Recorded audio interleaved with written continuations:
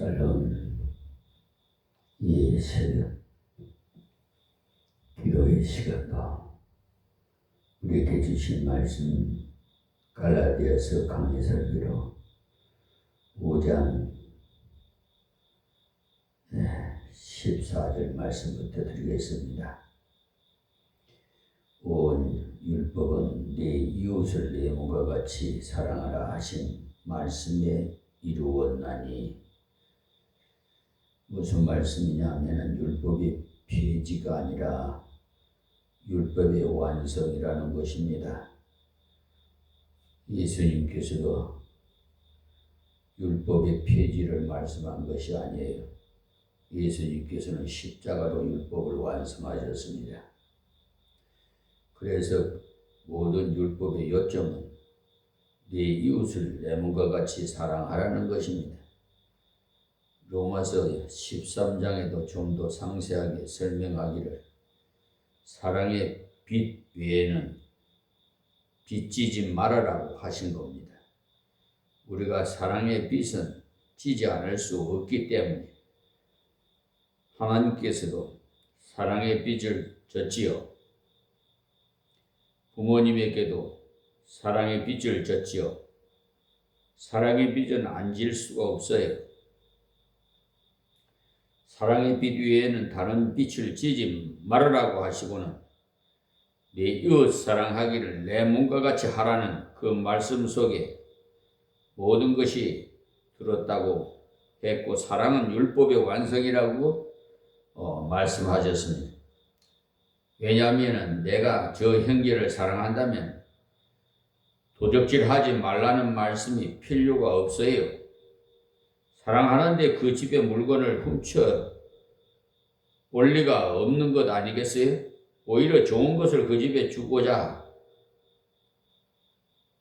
마음이 우러나서 자꾸 주고 싶지요. 사랑한다면 살인할 필요도 없고요. 어쨌든지 더 오래 살도록 돌봐주고 싶지, 사랑하는데 남의 집 아내를 빼앗을 리가 없지요. 그 집이 잘 되도록 어쨌든 간에 밀어주고 싶지 빼앗지 않습니다. 그러니 사랑은 모든 율법을 이루는 것이 되는 것입니다.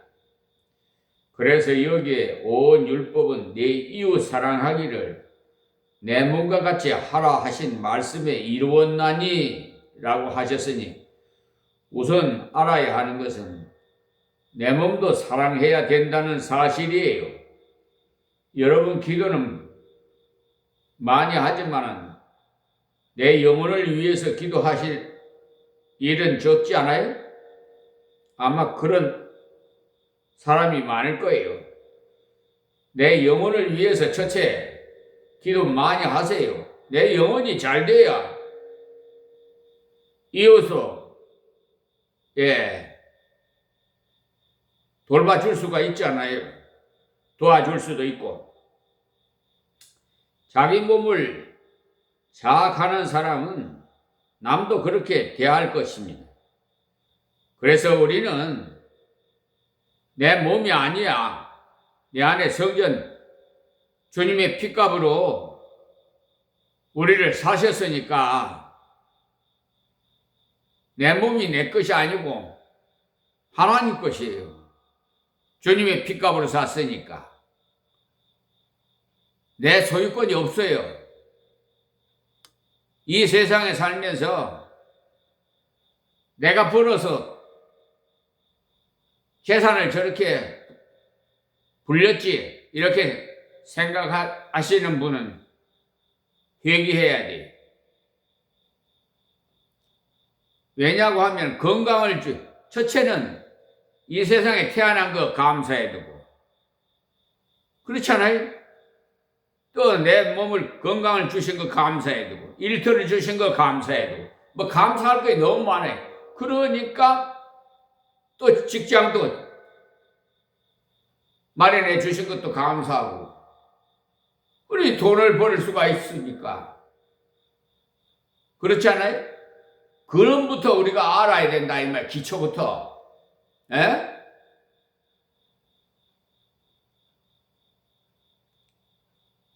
여러분들이 이웃을 잘 대하려면 예수님께서 말씀하신 대로 대접을 받고자 하는 대로 대접을 하면 돼요. 마태복음 7장 12절의 말씀 보세요. 보통 세상에서는 네가 하기 싫은 건 남에게도 시키지 말아라고 합니다. 그러나 성경은 반대로 네가 대접받고 싶은 만큼 다른 사람을 대접해 주어라고 하십니다. 대접하는 것이 이웃을 사랑하는 방법이기 때문에 내가 이웃에게 친절한 말을 들으니 기분이 좋다면 나도 친절하게 말하면 돼요. 그것이 바로 대접을 받고자 하는 대로 대접하는 것입니다. 내가 생일날 선물 받으니까 기분이 좋았다면 내 이웃의 생일에도 선물을 보내십시오. 그것이 바로 내가 받고자 하는 대로 남을 대접하는 것이에요. 내가 아파 누웠을 때 찾아오는 사람이 없어서 너무 외로웠다면 그때 어느 형제가 찾아와서 도와준 것을 평생 잊지 못하겠다면 나도 그렇게 하십시오. 그것이 바로 대접받고자 하는 대로 대접하는 것이에요. 제가 이렇게 구체적으로 말씀드리는 것은 말로만 번거롭게 하면나 무엇인지 모르고 말씀이 참 좋구나 하고 넘어가서 머릿속에만 있게 되기 때문에 말씀드리는 거예요. 사랑은 머릿속에 있는 것이 아니고 손끝으로 발달되어져야 되기 때문에 그 말씀을 따라서 순종하면 율법을 완성한 것이 되기 때문에 하나님께서 그렇게도 기뻐하시는 겁니다. 하나님의 말씀을 순종하는 자에게 하나님께서 은혜 주신다고 약속하셨지 않습니까? 이사야 1장 19절 말씀을 보십시오.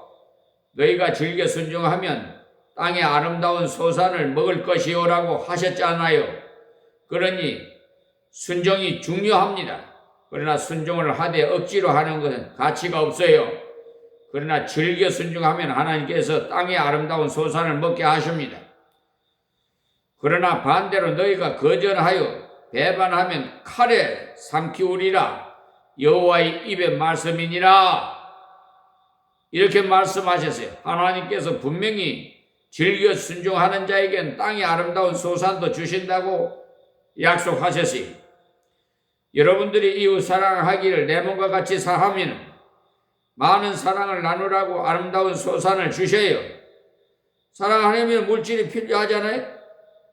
그렇기 때문에 하나님께서 그거 다 미리 알고 하나님께서 사랑하기 위해서는 물질로 표현할 필요가 있기 때문에 말로만 사랑하는 것은 귀한 것이 아니라고 요한 1서에도 말씀하셨거든요. 요일서 3장 17절에서 18절 보십시오. 그러니까 우리가 서로 사랑하라는 주님의 말씀을 이루면 이웃을 사랑함으로써 하나님의 뜻을 이루면 하나님께서 이 땅을 통해서 아름다운 것을 풍성하게 주실 줄 믿습니다. 할렐루야. 자, 15절 말씀으로 넘어갑니다. 만일 서로 물고 먹으면 피차 멸망할까 조심하라.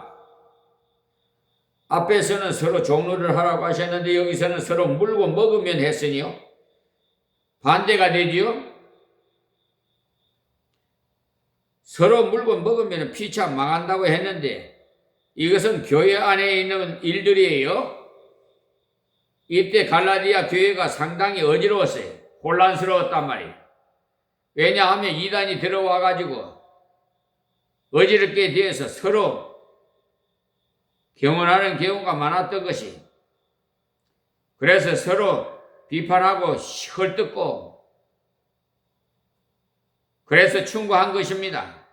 서로 비판하고 헐뜯으면 잘못하다가는 멸망하기 때문에 그런 짓은 마귀에게 감동돼 하는 것이기 때문에 마귀는 물고 뜯는 것을 제일 좋아합니다. 마귀는 서로 비판하는 것을 제일 좋아하고 우리는 서로 비판할 것이 아니라 서로 사랑으로 종로로 돼야 돼. 그것도 서로 해야 돼요. 그러니까 상대방에게만 기대할 것이 아니라 내가 먼저 하자는 거예요. 언제라도 먼저 깨닫는 사람이 먼저 실천하십시오. 가정에서도 마찬가지. 주일날 교회에 설교 잘 듣고 와서는 다투는 사람이 있는데 당신 오늘 목사님이 하시는 설교 들었지? 이제부터는 말 잘 안 들으면은 목사님에게 일러줄 것이다. 이렇게 말하는 사람이 있다고 하는데 그야말로 잘못된 생각이에요.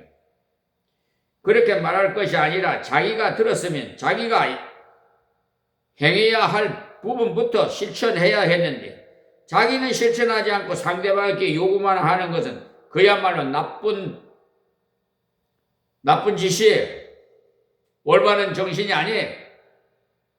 서로 정리를 하라고 하셨잖아요. 그러니 내가 할 수 있는 것부터 하나하나 행해 나가면 됩니다. 여러분, 남편이 좀 내 마음에 성격에 거슬리는 일을 했다고 합시다. 그러면 내가 오히려 더 갑절로 남편을 사랑해 보십시오. 베풀어 보세요. 아무리 남편이 못 배웠다 하더라도 다 깨닫게 되어 있어요. 하나님께서 깨닫게 해주셔요. 변화시킨단 말이에요. 남편이 왜 바람 피워요? 아내의 잘못도 있어요. 부인이 왜 바람 피워요? 남편이 책임이 있다고. 서로 피차 문제가 있던 거야. 남들은 어떻게 생각하는지 모르지만 저는 그렇게 생각해요. 이혼이 왜 일어나는 줄 알아요? 자기가 기준이 되니까 이혼하는 거예요. 상대방을 나보다 낮게 여겨야 돼. 존중해야 돼. 섬겨야 돼. 요즘 젊은이들은 말이야. 요즘 세대는 자기가 기준이야 모든 것이. 하나님이 기준이야. 하나님 말씀이. 우리 집안에 사철의 봄바람이 불어와도 여러분 찬송해 보세요. 가정이 평화가 와요. 하나님께서 그런 가정에 더욱 형통한 복을 줘요. 서로 정리를 하라고 하셨으니까 내가 할 수 있는 것부터 하나하나 실천하십시오. 그렇게 하다 보면 하나님께서 점점 더 범위를 넓혀주시고 우리가 섬길 수 있는, 우리가 일할 수 있는 테두리가 많아지게 돼요. 그뿐만 아니라 율법을 이루는 것이 돼요. 율법을 이루는 자에게는 하나님께서 땅에 아름다운 소산을 주시겠다고 약속했으니까 그 일을 통해서 다른 많은 사람에게 유익을 끼치게 되는 것입니다. 소산이 많아진다고 해서 밥을 10그릇씩 먹는 것이 아니에요. 소산이 많은 사람이나 적은 사람이나 하루 3끼 먹고 살아요. 부자나 거지나 쪽방촌에 사는 사람이나 거대한 궁궐에서 사는 사람이나 밥 3끼 똑같이 먹고 살아요. 하나님께서는 영혼을 다 귀하게 여겨요.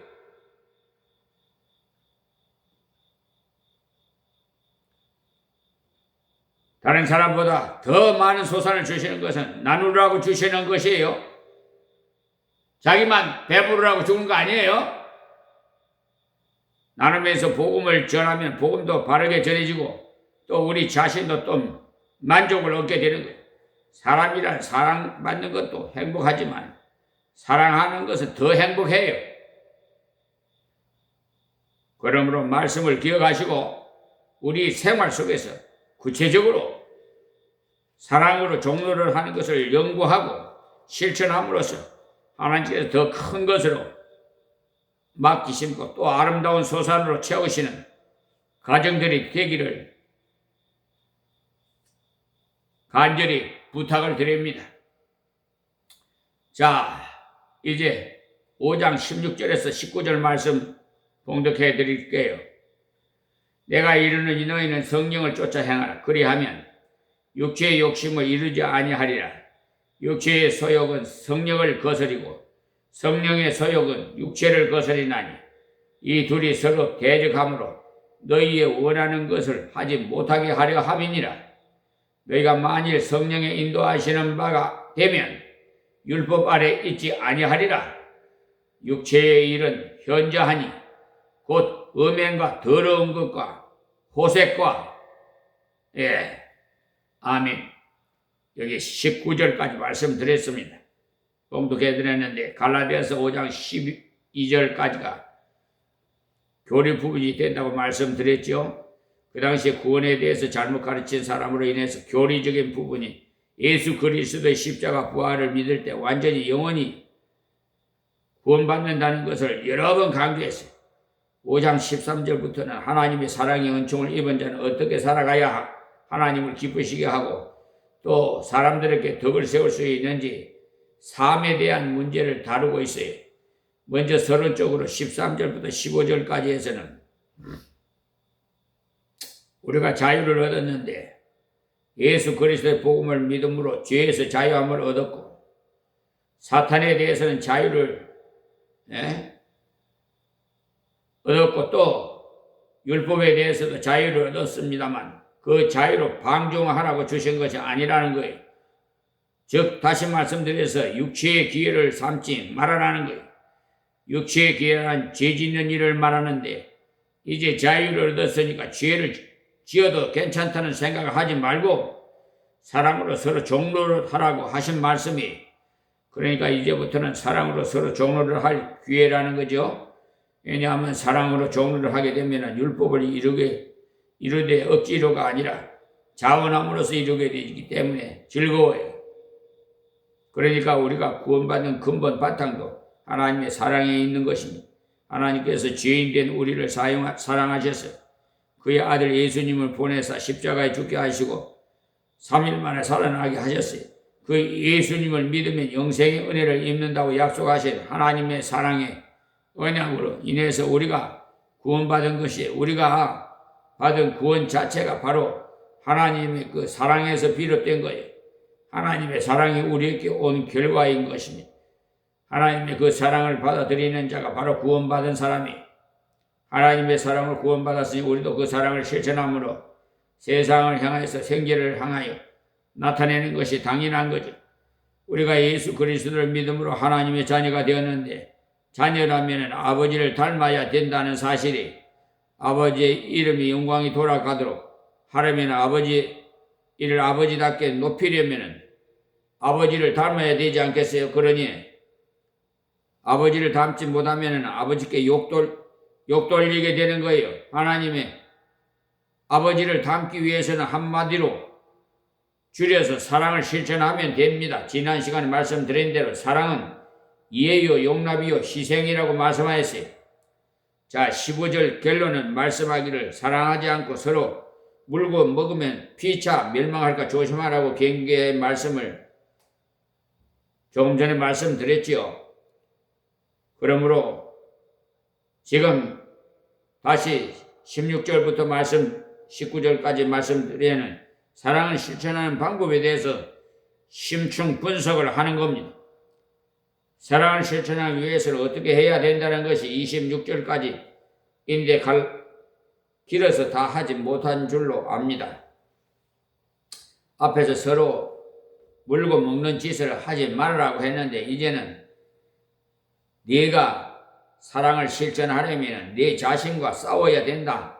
그것이 오늘 말씀의 내용이에요. 왜 자신과 싸워야 되느냐? 우리 속에 육체의 소욕이 있기 때문이에요. 왜 옛사람이 그대로 있기 때문이라는 거예요. 옛사람이. 그러니까 옛사람이 우리 속에서 완전하게 빠져나간 것이 아닙니다. 옛사람이 성령으로 인해서 점령을 당하고 있습니다만 아직까지 폐장병이 남아서 괴롭히는 것처럼 우리의 심령에서 성질이 우리를 괴롭히는 것입니다. 그러니까 이제는 형제와 싸우지 말고 자신과 싸워서 자신을 쳐서 복종시키라는 뜻이 성령으로 자신을 쳐서 복종시키면 사랑으로 실천할 수 있고 또 하나님께서 주신 참다운 열매를 맺을 수 있어요. 성도의 삶의 대원칙이 바로 사랑으로 서로 종로를 하는 것, 기쁜 마음으로 남을 섬기는 거예요. 종로릇이라는 거 원래 대가 없이 섬기는 것을 말하잖아요. 우리는 하나님의 대가 없는 사랑을 입어서 영생의 은혜를 입었잖아요. 자기라고는 없는 우리에게 하나님의 자녀라는 명분과 함께 자녀의 특권까지도 주신 것 아닙니까? 그러니 우리도 하나님을 향해서 사랑을 표현해야 되는데, 하나님을 향한 사랑의 표현은 순종이고, 하나님께 대한 예배 행위, 예배 삶, 우리가 드리는 예배가 바로 하나님을 사랑하는 가장 기초가 돼요. 예배라는 것은 하나님의 뜻이라면 죽음을 무릅쓰고라도 순종하겠습니다라는 그런 심령을 하나님께 표현하는 거예요. 그 다음은 이웃을 사랑하는, 성경의 마음과 정성을 다하여 주 너희 하나님을 사랑하고 내 이웃을 내 몸과 같이 사랑하라고 하신 그대로 하나님을 사랑함으로써 예배를 드릴 뿐만 아니라 형제를 사랑함으로써 서로 종로를 해야 된다는 것을 앞에서 말씀드렸어요. 그러니까 하나님께서 형제는 내 몸과 같이 사랑하라, 이 말씀이 인간의 능력으로는 실천할 수가 없어요. 하나님께서 그것을 너무나도 잘 아시기 때문에 우리의 힘으로는 하라고 하시지 않으신 겁니다. 그것을 너무나도 잘 아시기 때문에 애쓰고 힘쓰라고 하시지 않으셨어요. 아무리 애를 쓰고 힘을 써도 안 되는 것을 아시기 때문에 성령을 쫓아서 행하라고 하신 거예요. 성령. 예수님께 십자가에 못 박히시기 바로 전에 요한복음 13장 16절까지 나오는 내용을 다락방에서 강력하게 강해를 하셨는데, 그러니까 다락방에서 긴 설교를 하신 거예요. 17장에 하나님이 대제사장으로서 하나님께 기도하시기를 하나님이여 이들이 서로 사랑함으로 하나가 되게 하옵소서 하고 예수님께서 우리를 위해 기도하신 기도입니다. 그런데 13장부터는 읽어보면 사랑하는 말씀이 많이 나와요. 13장에서는 내가 새 계명을 너희에게 주노니 서로 사랑하라. 내가 너희를 사랑한 것 같이 너희도 서로 사랑하라. 너희가 서로 사랑하면 사람들이 너희가 내 제자인 줄 알리라고 하신 말씀이 나옵니다. 요한복음 13장 34절에서 35절에, 그리고 14장에 넘어가면 너희가 사랑의 계명을 순종할 수 있도록 성령을 너희에게 주겠다. 보혜사 성령이 오시면 그가 너희를 떠나지 않고 영원히 함께 있다고 하셨어요. 요한복음 14장 15절에서 18절 말씀이에요. 그리고 15장에서는 열매를 맺으라고 하셨는데 열매 맺는 것이 어려운 것이 아니에요. 열매는 예수님께 붙어 있으면 맺는다고 하셨어요. 포도나무 가지가 포도나무에 붙어 있기만 하면은 꽃도 피고 열매도 맺게 되어 있다는 것입니다. 포도나무 가지야 원래 포도나무에 붙어 있는 것인데 떨어질 리가 있겠어요? 그러나 그것을 예수님과 성도 사이의 그 불가분의 관계라는 말씀을 하신 거예요. 요한복음 15장 4절에서 5절 말씀에 우리가 예수님을 떠나서는 아무것도 할 수 없다는 것을 아십시오. 그러니 성령으로 예수님과 동행해야 된다는 것을 말씀해요. 예수님을 떠나면 아무것도 할 수 없으므로 예수님께서 붙여 있기만 하면 열매는 우리가 맺는 것이 아니라 예수님께서 맺게 하신다는 것. 그러니까 우리가 예수 믿는 생활은 결코 어려운 생활이 아닙니다. 그런데 자꾸 어렵다고 생각하고 사람이 있어요. 그것은 예수님을 믿음으로 행하지 않고 주님을 이용하려고 하기 때문에 그래요.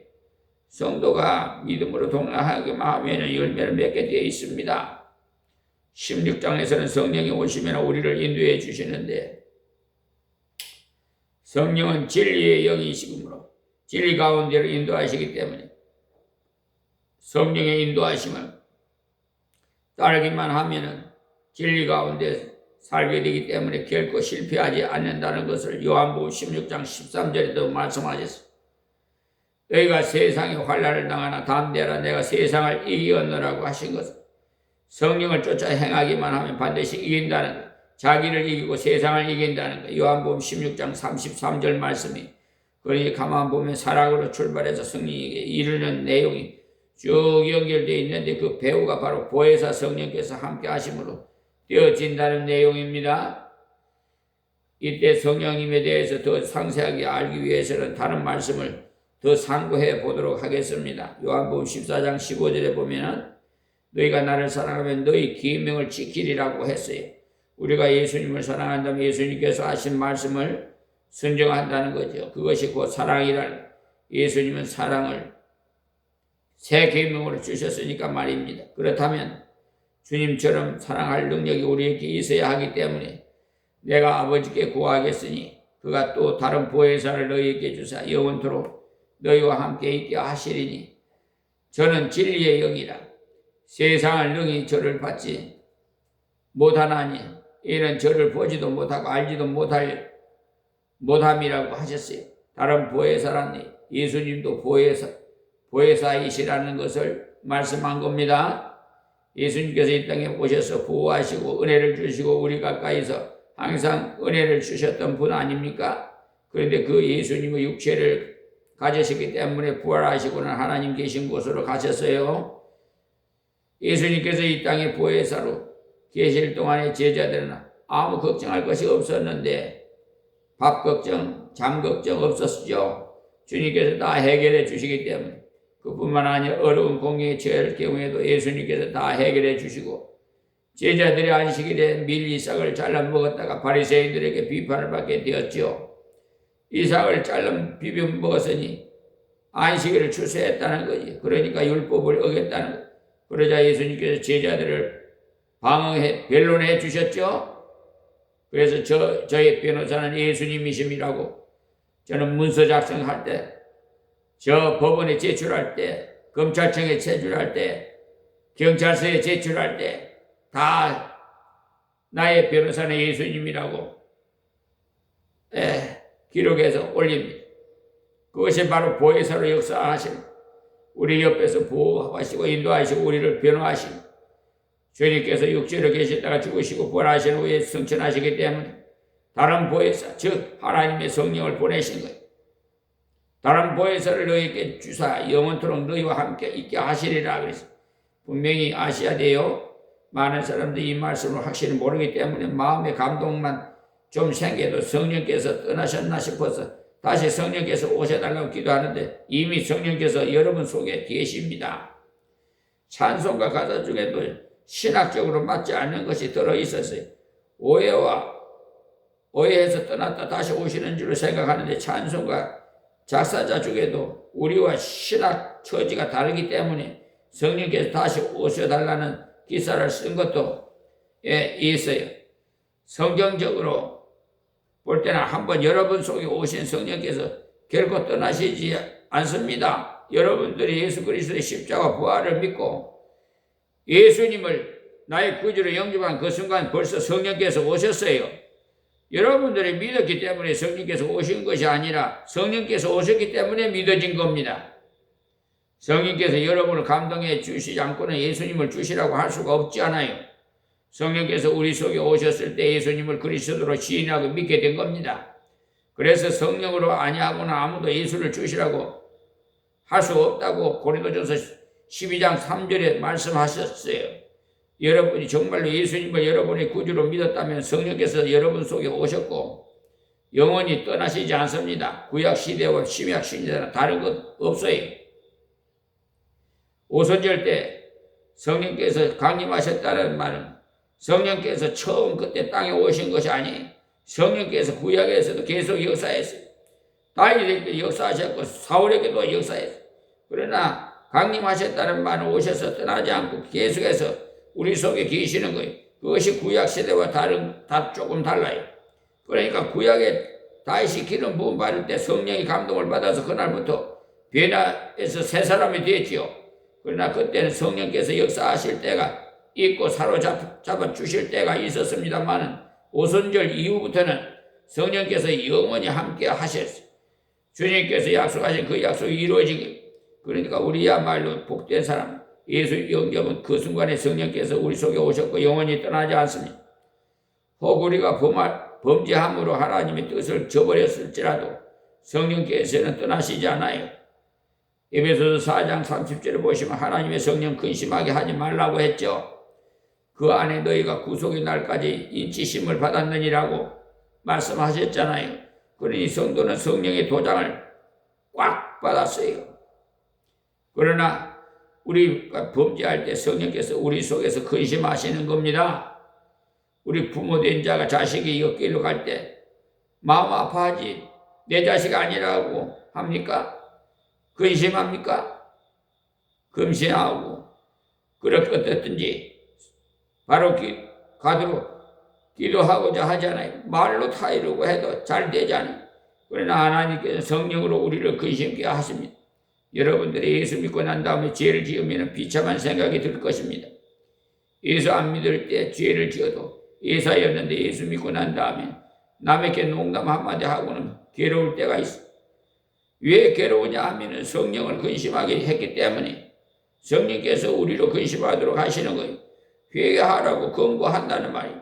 성령을 근심되게 하지 말아라는 내용이 에베소서 4장 25절부터 쭉 나오는데 거짓된 일, 분냄, 남의 것을 도적질을 한다든지 더러운 말을 하면 또 악독, 노함, 떠드는 거, 회방하는 거, 악의 이런 것들을 하면 바로 성령을 근심하도록 하는 것이 되는 것이에요. 우리는 예수 그리스도를 믿는 다음부터는 성령과 우리는 하나입니다. 그래서 성령께서 근심하시면 우리도 근심하게 되고 우리가 하나님의 말씀을 순종함으로 하나님을 기쁘시게 하면 성령의 열매가 맺어져 놀라운 은혜 속에 살게 되는 것입니다. 근본적인 것은 뭔지 알고 성령에 대해서 배우자는 거예요. 성령론에 대해서 바로 모르니까 우리가 조금 잘못하면 성령님이 떠나셨다가 다시 오는 줄을 생각해서 조금의 감동만 있어도 속이 컬컬해가지고 성령께서 떠나셨나 하고는 전기 충전하는 것이 떨어진 것 마냥 성령께서 다 나가신 줄 알고 생각하는 사람이 있는데 성령은 세력이 아니라 성령은 삼위일체 하나님이세요. 그 때문에 결코 떠나시지 않아요. 이 사실을 분명히 알아야 됩니다. 오늘은 여기까지만 말씀을 드리겠습니다. 하나님 고맙고 감사합니다. 주신 말씀 전하에 싸우니 복받을 자는 말씀을 듣고 깨닫고 은혜받아 하나님 앞에 더욱 성령의 사람이 되게 하옵소서. 열매 맺어서 많은 세상 사람들에게 사랑을 베풀 수 있는 저들이 되게 하옵소서. 이방인들도 구원시켜 하나님 영광 받아주시옵시고 우리 대한민국 하나님 지켜 보호해 주셔서 우리 이재명 대통령에게 더욱 권능과 지혜와 총명과 명철을 더해 주시사 국사를 다스리는데 성령의 인도함으로 역사하게 하여 주시옵소서. 세계에서 가장 부강한 나라로 하나님께서 제일 기뻐하는 나라, 온 세계를 성시화시키는 대한민국이 되게 하여 주시옵시고 세계에서 가장 강한 나라, 강국으로 부강한 나라로 하나님 복의 복을 더하여 역사하여 주시옵소서. 예수님의 이름으로 기도합니다. 아멘.